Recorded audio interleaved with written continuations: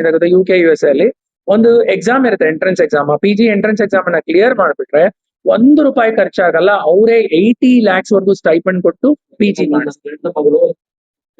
ಎಲ್ಲಾ MBBS ಆಸ್ಪಿರೆಂಟ್ಸ್ಗೂ ಕೂಡ 5 ಲಕ್ಷದವರೆಗೂ ಸ್ಕಾಲರ್ಶಿಪ್ ಸಿಗುವಂತ ಒಂದು ಕಾರ್ಯಕ್ರಮವನ್ನ ನಾವು ಮಾಡ್ಕೊಂಡಿರುವಂತದ್ದು. ಏನಾಗ್ತಾ ಇದೆ ಅಂದ್ರೆ ನಮ್ಮ ಇಂಡಿಯಾ ಅಲ್ಲಿ ಈಗ ಪ್ರತಿಯೊಬ್ಬ ಸ್ಟೂಡೆಂಟ್ ಕೂಡ MBBS ಮಾಡ್ಬೇಕು ಅಂತ ಬಂದಾಗ ನೀಟ್ ಮಾರ್ಕ್ಸ್ ಅಂದ್ರೆ ನೀಟ್ ಎಲಿಜಿಬಲ್ ಆದ್ರೆ ಮಾತ್ರ MBBS ಅನ್ನ ಮಾಡುವಂತದ್ದಾಗಿದೆ. ಇಲ್ಲ ನಾವು ಪ್ರೈವೇಟ್ ಸೀಟ್ ಅಲ್ಲಿ ಹೋಗ್ತೀವಿ MBBS ಗೆ ಅಂದ್ರೆ ಸುಮಾರು 1.5 ಕೋಟಿವರೆಗೂ ಖರ್ಚು ವೆಚ್ಚಗಳು ಆಗ್ತಾ ಇದೆ. 2 ಕೋಟಿವರೆಗೂ ಕೂಡ ಖರ್ಚು ವೆಚ್ಚಗಳು ಆಗ್ತಾ ಇರೋದ್ರಿಂದ ಅಂತ ವಿದ್ಯಾರ್ಥಿಗಳು ನಾವು ಮೆಡಿಕಲ್ ಮಾಡ್ಲೇಬೇಕು, ನಮ್ಮ ಹತ್ರ ಅಷ್ಟು ಹಣ ಇಲ್ಲ ಅಂತ ಬಂದಾಗ ನಾವು ಅವರನ್ನ ಏನ್ ಮಾಡ್ತಾ ಇದೀವಿ ಅಂದ್ರೆ ಗೈಡ್ ಮಾಡ್ತಾ ಇದೀವಿ. ಯಾವ ರೀತಿ ಗೈಡ್ ಮಾಡ್ತಾ ಇದೀವಿ ಅಂದ್ರೆ ಹೊರ ದೇಶಗಳಲ್ಲಿ ರಷ್ಯಾ, ಅರ್ಮೇನಿಯಾ, ಉಜ್ಬೇಕಿಸ್ತಾನ್, ಕಿರ್ಗಿಸ್ತಾನ್ ಮತ್ತೆ ಕಜಕಸ್ತಾನ್ ಇಂಥ ದೇಶಗಳಲ್ಲಿ ಗವರ್ಮೆಂಟ್ ಯೂನಿವರ್ಸಿಟೀಸ್ ಅಲ್ಲಿ ನಾವು ಸ್ಟೂಡೆಂಟ್ಸ್ ಅಡ್ಮಿಷನ್ ಹಾಕೋದಕ್ಕೆ ನಾವು ಸಹಾಯ.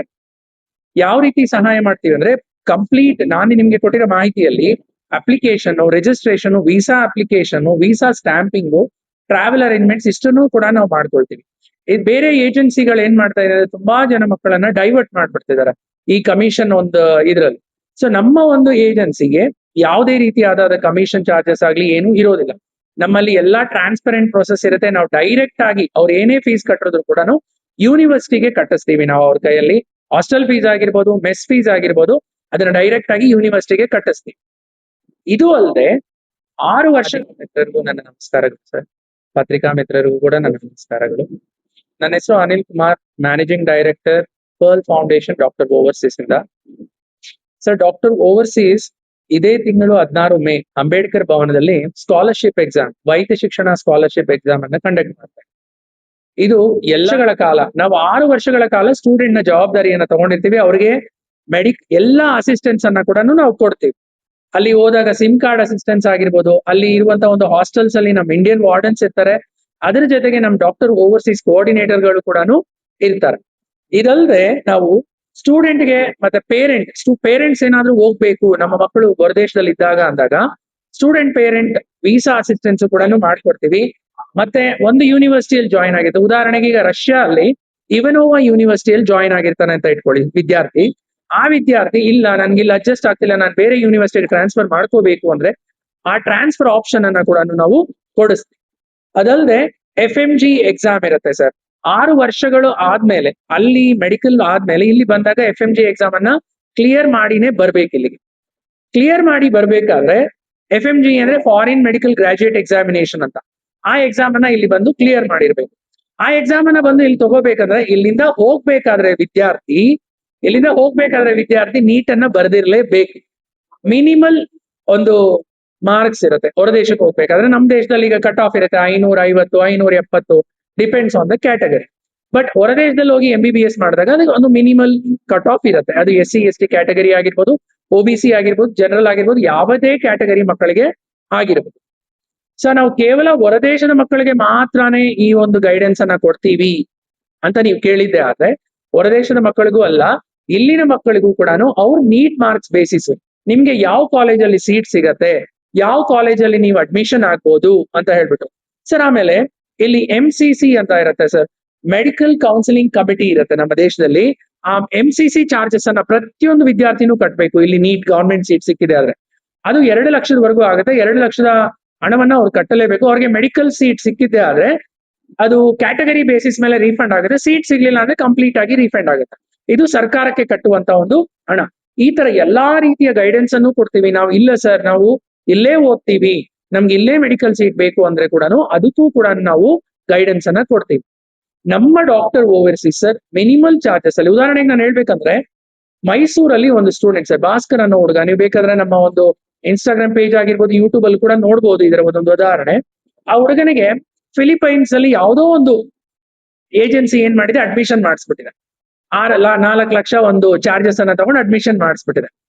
ಫಿಲಿಪೈನ್ಸ್ ಏನಾಗಿದೆ, ಬ್ಲಾಕ್ ಲಿಸ್ಟ್ ಆಗ್ಬಿಟ್ಟಿದೆ. ಬ್ಲಾಕ್ ಲಿಸ್ಟ್ ಆದ್ಮೇಲೆ ಮತ್ತೆ ನಿನ್ನನ್ನ ರಷ್ಯಾಗೆ ಅಡ್ಮಿಷನ್ ಮಾಡಿಸ್ತೀವಿ ಅಂತ ಕರೆಸಿದಾಗ ಅಲ್ಲೂ ಕೂಡ 3 ಲಕ್ಷ ಒಂದು ಚಾರ್ಜಸ್ ಅನ್ನ ಕೇಳಿದಾಗ ಕೊನೆಗೆ ಅವರು ಡಾಕ್ಟರ್ ಓವರ್ಸೀಸ್ ಹತ್ರ ಬಂದಾಗ ನಾವು ಆ ಸ್ಟೂಡೆಂಟ್ಗೆ ಮಿನಿಮಮ್ ಚಾರ್ಜಸ್ ಅಲ್ಲಿ ಎಲ್ಲಾ ಡಾಕ್ಯುಮೆಂಟೇಶನ್ ಅನ್ನ ಮಾಡಿಸಿ, ಪಾಸ್ಪೋರ್ಟ್ ಇಂದ ವೀಸಾ ಇಂದ ಎಲ್ಲಾ ಅಪ್ರೂವಲ್ ಕೊಡಿಸಿ ಈಗ ಆ ಹುಡುಗ ಪಾಸ್ಕೋ ಯೂನಿವರ್ಸಿಟಿಯಲ್ಲಿ ರಷ್ಯಾ ಅಲ್ಲಿ MBBS ಮಾಡ್ತಾ ಇದ್ದಾನೆ. 2,000+ ಸ್ಟೂಡೆಂಟ್ಸ್ ಡಾಕ್ಟರ್ ಓವರ್ಸೀಸ್ ಆರ್ಗನೈಸೇಷನ್ ಮುಖಾಂತರ ಪರ್ಲ್ ಫೌಂಡೇಶನ್ ಮುಖಾಂತರ ಹೋಗಿ ಅಬ್ರಾಡ್ ಅಲ್ಲಿ MBBS ಅನ್ನ ಮಾಡ್ತಾ ಇದ್ದಾರೆ. ಸುಮಾರು MBBS ಅನ್ನ ಮುಗಿಸ್ 10 ವರ್ಷಗಳಿಂದ ನಾವು ಈ ಒಂದು ಆರ್ಗನೈಸೇಷನ್ ಇಂದ ನಾವು ಸರ್ವಿಸ್ ಅನ್ನ ಕೊಡ್ತಾ ಇದ್ದೀವಿ. 2,000+ ಸ್ಟೂಡೆಂಟ್ಸ್ ಅಕ್ರಾಸ್ ದ ವರ್ಲ್ಡ್ ನಮ್ಮ ಡಾಕ್ಟರ್ ಓವರ್ಸೀಸ್ ಮುಖಾಂತರ ಪರ್ಲ್ ಫೌಂಡೇಶನ್ ಮುಖಾಂತರ ಹೋಗಿರೋದಾಗಿರುತ್ತೆ.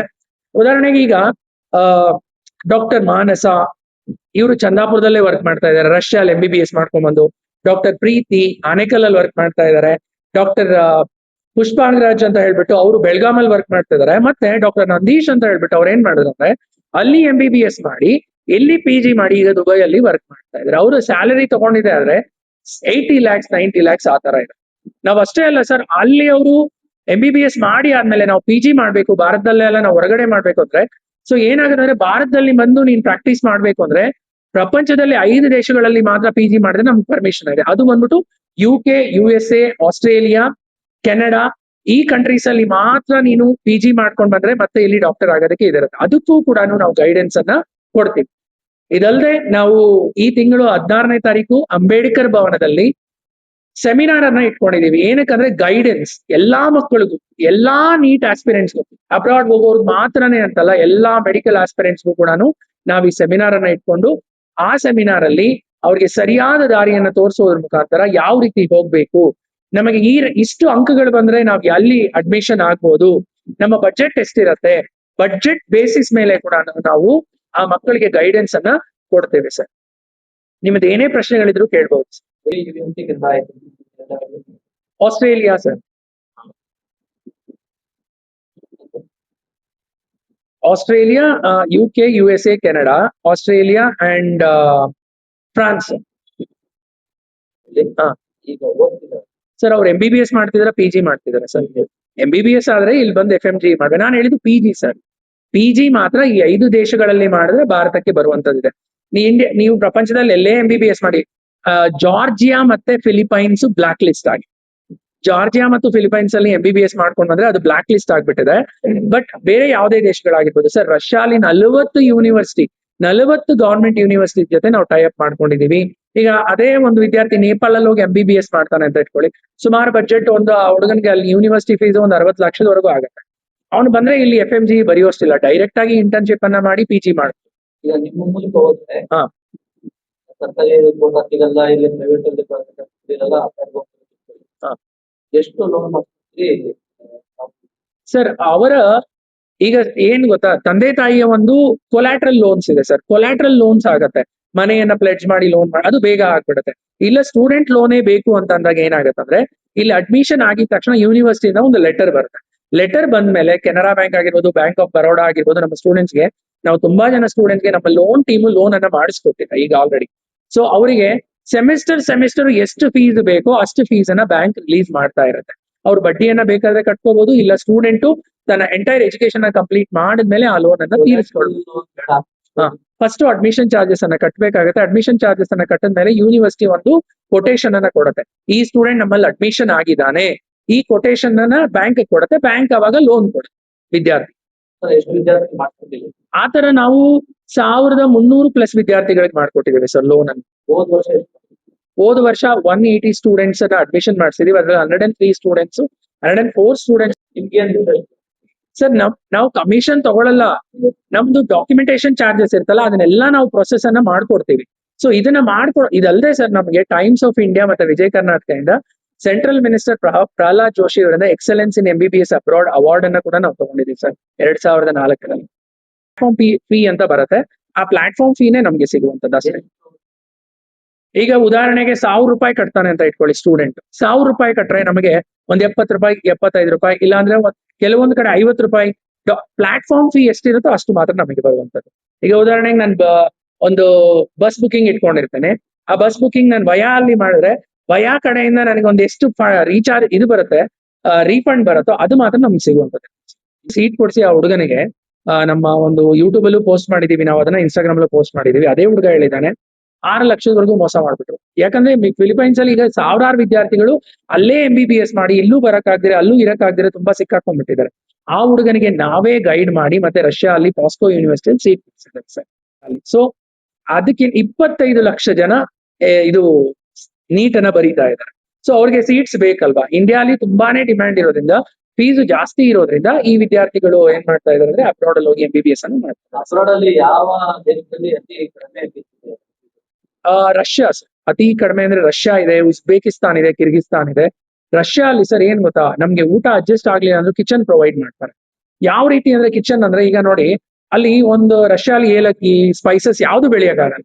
ನಾವು ನಮ್ಮ ಮಕ್ಕಳಿಗೆ 1 ವರ್ಷಕ್ಕೆ ಆಗುವಷ್ಟು ಸ್ಪೈಸಸ್, ಒಂದು 2 ಲೀಟರ್ಸ್ ಕುಕ್ಕರ್ ಅನ್ನ ಕೂಡ ಪ್ಯಾಕ್ ಮಾಡಿ ಕಳಿಸ್ತೀವಿ. ಯಾಕಂದ್ರೆ ಅಲ್ಲಿ ಅವ್ರು ಕಿಚನ್ ಪ್ರೊವೈಡ್ ಮಾಡ್ತಾರೆ. ನಮ್ಮ ಮಕ್ಕಳು ತುಂಬಾನೇ ಮಕ್ಕಳು 6 ತಿಂಗಳು ಮೆಸ್ ತಗೊಂಡ್ರೆ ಒಂದು 30 ಲಕ್ಷದಿಂದ 60, depends on the university and place. So sir ಯಾವುದೇ ಫೀಸ್ ಅವ್ರು ಕಟ್ಲಿ, ನಾವು ಡೈರೆಕ್ಟ್ ಆಗಿ ಯೂನಿವರ್ಸಿಟಿ ಕಟ್ಟಿಸ್ತೀವಿ ಸರ್. ಯುಕ್ರೇನ್ ಅಲ್ಲಿ ಸರ್, ಯುಕ್ರೇನ್ ಅಲ್ಲಿ ಕೂಡ 30 lakhs ಇಂದ ಸ್ಟಾರ್ಟ್ ಆಗುತ್ತೆ, 65 lakhs ವರೆಗೂ ಇದೆ sir. Depends on the university and the state they choose. ಕಡಿಮೆ ಇದೆ. ಇಲ್ಲ ಸರ್, ಎಲ್ಲಾ ದೇಶಗಳಲ್ಲೂ ಕೂಡ 30 ಲಕ್ಷದಿಂದ ಸ್ಟಾರ್ಟ್ ಆಗುತ್ತೆ. ನೇಪಾಳಲ್ಲಿ ಮಾತ್ರ 60 ಲಕ್ಷ ಆಗುತ್ತೆ. 1 yearಗೆ 30 lakhs. ಇಲ್ಲ ಸರ್, ಟೋಟಲ್ 6 ವರ್ಷಕ್ಕೆ hostel and college fees. Total ಅಂತ ಹೇಳಿ ಇನ್ association with doctor overseas seminar ಅನ್ನ ಮೇ 16ರಂದು ಡಾಕ್ಟರ್ ಅಂಬೇಡ್ಕರ್ ಭವನದಲ್ಲಿ ನಾವು ಇದನ್ನ ಆಯೋಜಿಸಿದ್ದೇವೆ. ಇದಕ್ಕೆ ನಮ್ಮ ಫೌಂಡರ್ ಆಗಿರುವಂತ ಹರಿ ನರೇಂದ್ರ ಅವರು, ಆಮೇಲೆ ಡಾಕ್ಟರ್ ಭಾಗ್ಯಶ್ರೀ ಅವರು ಈ ಸೆಮಿನಾರ್ಗೆ ಬರ್ತಾರೆ. ನಾನು ಕೂಡ ಸೆಮಿನಾರ್ಗೆ ಬರ್ತೀನಿ. ಈ ಸೆಮಿನಾರ್ ಅಲ್ಲಿ ಮಕ್ಕಳಿಗೆ ಮೆಡಿಕಲ್ ಮಾಡುವುದ್ರ ಯಾವ ತರ ಮೆಡಿಕಲ್ ಫೀಲ್ಡ್ ಅಲ್ಲಿ ಅವ್ರು ಹೋಗ್ಬೇಕು, ಅವರ ಒಂದು ಮಾರ್ಕ್ಸ್ ಗೆ ಎಲ್ಲಿ ಸೀಟ್ ಸಿಗಬಹುದು, ಏನ್ ಮಾಡ್ಬೋದು, ಇದಲ್ಲದೆ ನಾವು ಅಲೀಡ್ ಸೈನ್ಸಸ್ ಇರುತ್ತಲ್ವಾ, ಪ್ಯಾರಾಮೆಡಿಕಲ್ ಆಗಿರ್ಬೋದು, ಅನಿಸ್ಥೀಶಿಯಾ ಆಗಿರ್ಬೋದು, ಈ ಕೋರ್ಸಸ್ ಕೂಡ ನಾವು ಅದರಿಂದ ಗೈಡ್ ಮಾಡ್ತೀವಿ. ಎಲ್ಲಾ ವಿದ್ಯಾರ್ಥಿಗಳು MBBS ಆಸ್ಪಿರೆಂಟ್ಸ್ ಆಗಿರ್ಬೋದು, ಅಲೀಡ್ ಸೈನ್ಸಸ್ ಆಸ್ಪಿರೆಂಟ್ಸ್ ಆಗಿರ್ಬೋದು, ಈ ಒಂದು ಕಾರ್ಯಾಗಾರಕ್ಕೆ ಆಗಮಿಸಿ ಇದನ್ನ ಸದುಪಯೋಗ ಪಡಿಸ್ಕೋಬೇಕು ಅಂತ ನಾನು ಕೇಳ್ಕೊಳ್ತಾ ಇದ್ದೀನಿ.